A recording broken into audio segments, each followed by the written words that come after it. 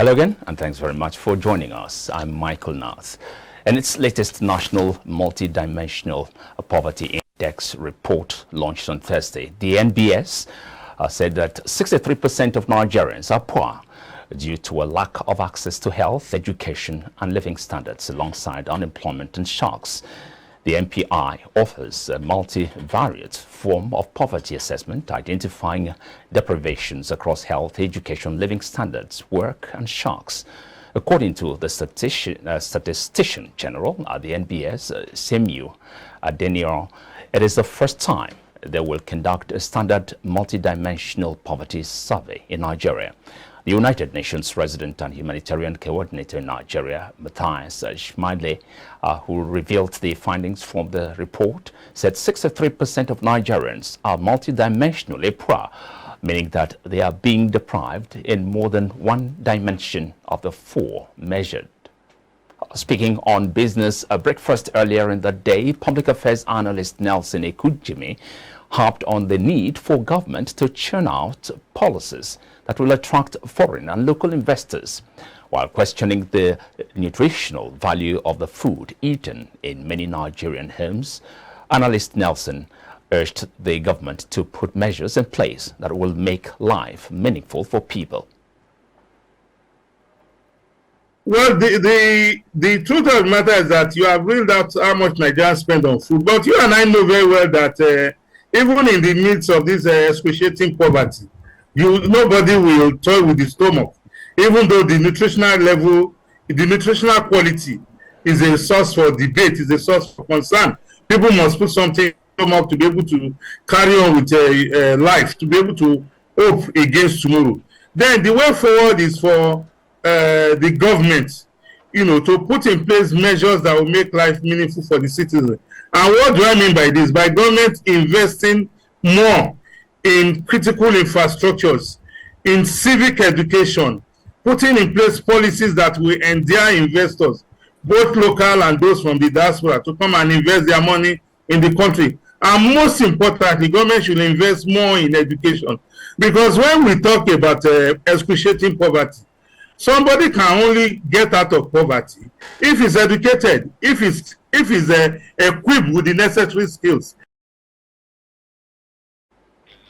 Nigeria now ranks 7th on the Organization of Petroleum Exporting Countries crude oil production list. That's according to organization's monthly oil market report for November, which examined oil production performance in October. Nigeria's output was a mere 1.014 million barrels per day in October, ranking 7th after Saudi Arabia, United Arab Emirates, Kuwait, Iraq, Angola, and Algeria, while Venezuela's production was 711 barrels per day. Equatorial Guinea's was 57 barrels per day. The likes of Gabon, Libya, and Iran did not produce a barrel in the month. Nigeria used to rank 5th, with countries such as Angola and Algeria behind it in terms of crude oil production. West Africa's largest economy has been through a rough path as its crude oil production is bedeviled by theft and pipeline vandalism.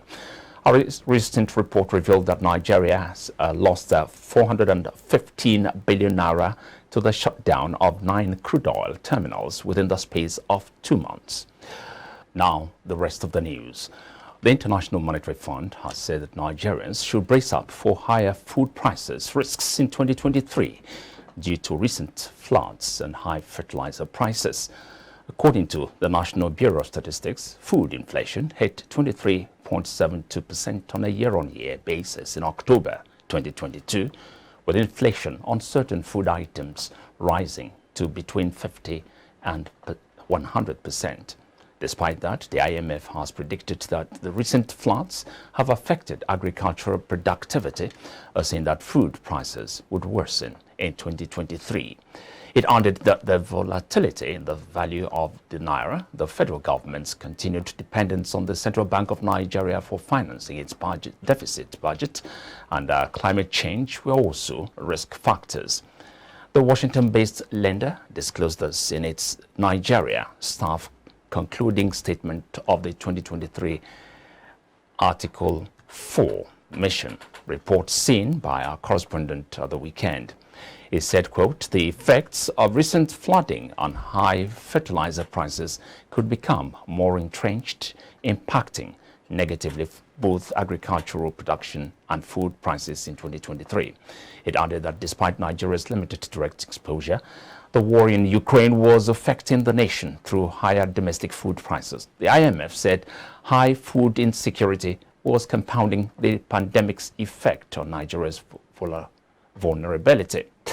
Now, the Nasarawa State House of Assembly says it is set to receive the 2023 appropriation bill from the executive governor of the state, His Excellency Abdullahi Sule, tomorrow, Tuesday, 22nd November 2022.